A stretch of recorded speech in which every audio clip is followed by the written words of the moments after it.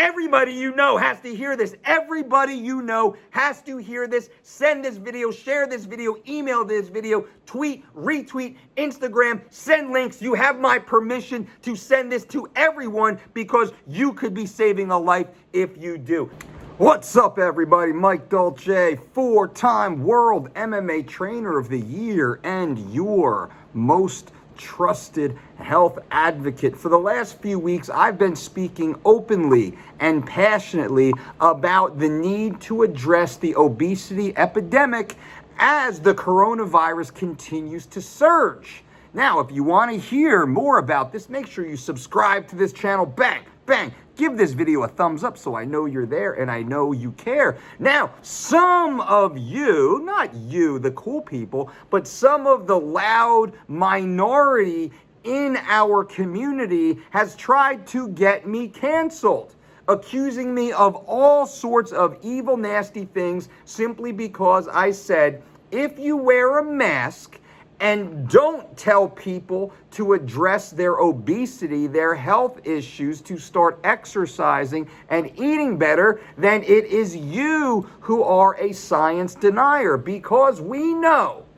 obesity, high BMIs, is the second most prolific incident relating to hospitalization and mortality relating to COVID-19. The number one is age. 65 years and older are most at risk. Those with BMIs over 30 are second most at risk. We cannot control our age. We can control our body mass. Now, what does this mean? This means I was saying, yeah, sure, wear your mask.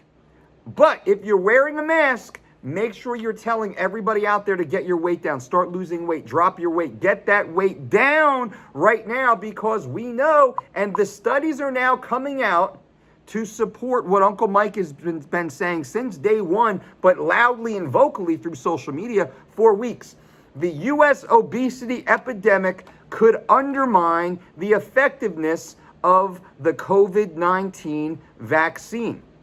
And I'm going to go through and I'm going to read one of these articles. There will be some links in here. Maybe Adam can throw up some screenshots. I'm going to do a little reading for you. But in the United States, where approximately 5 million people have been infected and nearly 150,000 have died, the promise of the vaccine is hampered by a vexing epidemic that long preceded COVID-19, obesity. More than 107 million Americans are obese, and their ability to return to work safely, care for their families, and resume daily life could be curtailed if the coronavirus vaccine does not work for them. In March, still early in the epidemic, a little noticed study from China found that heavier patients afflicted with COVID-19 were more likely to die than leaner ones.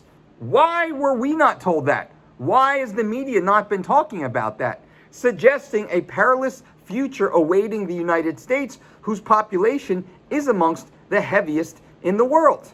Now, as weeks passed and a clearer picture of who was being hospitalized came into focus, federal health officials in the United States expanded their warning to include people with a body mass index over 30. Remember, I've done videos on this YouTube channel. I've done podcasts about this, and I have multiple Instagram and Twitter posts about this very issue. That vastly expanded the ranks of those considered vulnerable to the most severe cases of infection to 42.4% of American adults. Now, obesity has been long known to be a significant risk factor for death from cardiovascular disease and cancer, but scientists in the emerging field of immunometabolism are finding obesity also interferes with the body's immune response, putting obese people at greater risk of infection from pathogens such as influenza, which is the flu, and the novel coronavirus. In the case of influenza, obesity has emerged as a factor, making it more difficult to vaccinate adults against infection. The question is whether that will hold true for COVID-19. And as we go through, we can talk about inflammation responses and the vaccine's relationship to inflammation responses, but I'll kind of run through this faster for you. Adipose tissue or fat in the belly and liver or other organs is not inert. It contains specialized cells that send out molecules like the hormone leptin that scientists suspect induces this chronic state of inflammation. While that exact biological mechanism is being investigated, chronic inflammation seems to interfere with the immune response to vaccines, possibly subjecting obese people to preventable illnesses. Even after vaccination. An effective vaccine fuels a controlled burn inside the body, searing into cellular memory a mock invasion that never truly happened. Evidence that obese people have a blunted response to common vaccines was first observed in 1985. Did you know that? Did you know that having a high BMI or being obese actually reduced your safety even if you were vaccinated? In fact, those who are obese and vaccinated are twice as likely as non-obese people to get the exact issue or the exact disease, the exact virus that non-obese people get. How about that? Now, obesity is a serious global problem, and the suboptimal vaccine-induced immune responses observed in the obese population cannot be ignored, pleaded researchers from the Mayo Clinic's vaccine research group. Vaccines are known to be less effective in older adults, which is why those 65 and older receive a supercharged annual influenza vaccine that contains far more flu virus antigens to help juice up their immune response. In a paper published in the International Journal of Obesity, researchers showed for the first time that vaccinated adults were twice as likely to develop influenza or flu-like illness compared with adults of a healthy weight. Twice as likely. Historically, people with high BMIs often have been excluded from drug trials because they frequently have had chronic conditions that might mask the results. Although trial coordinators are not specifically focused on obesity as a potential complication, participants' BMI will be documented and their results will be evaluated. So it sounds like hopefully we'll have some data to go off of here.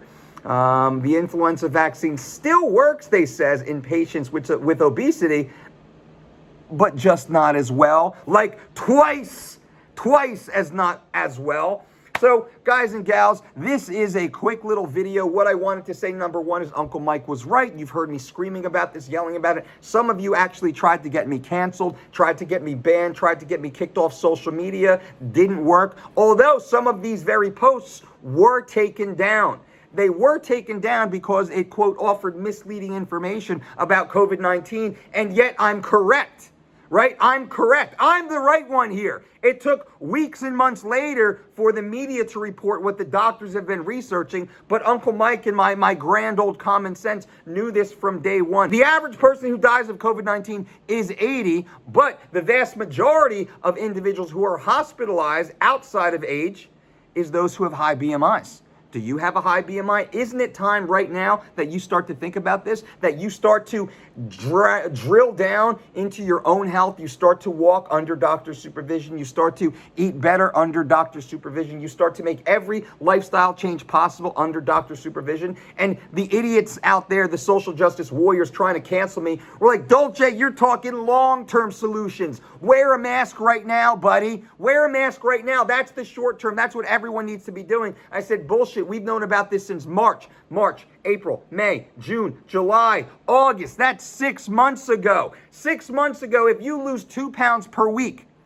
2 pounds per week over 6 months equates to 48 pounds. You could have lost 48 pounds. And that's like average. 2 pounds per week is like an easy average. If you started this, if you started listening to Uncle Mike 6 months ago, you could be 48 pounds down right now. The overweight individual that you work with, your mom, your dad, your aunt, your uncle, your friend, your neighbor, everyone out there, they could be 48 pounds down right now easily. But let's start with the first two. Let's start getting in better shape right now. Let's start telling people, yeah, sure, wear your mask, fine, but you better start eating better. You better start exercising. You better start changing your lifestyle because you are the one who is the highest at risk.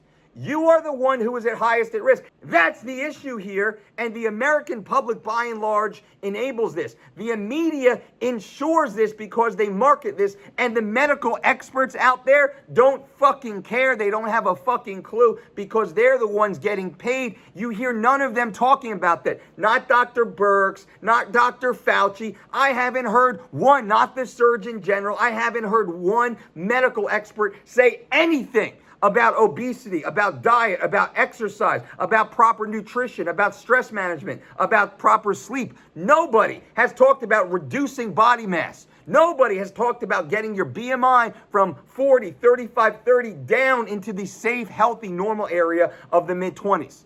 They don't talk about that. That's why Uncle Mike is here, the most honest man in fitness, and I am sending this to you. Send this video to everybody you know. Everybody you know has to hear this. Everybody you know has to hear this. Send this video, share this video, email this video, tweet, retweet, Instagram, send links. You have my permission to send this to everyone because you could be saving a life if you do. Subscribe to this channel, click on notifications, bang, bang. Give this video a thumbs up if you appreciate this passionate content. And until next time, boom.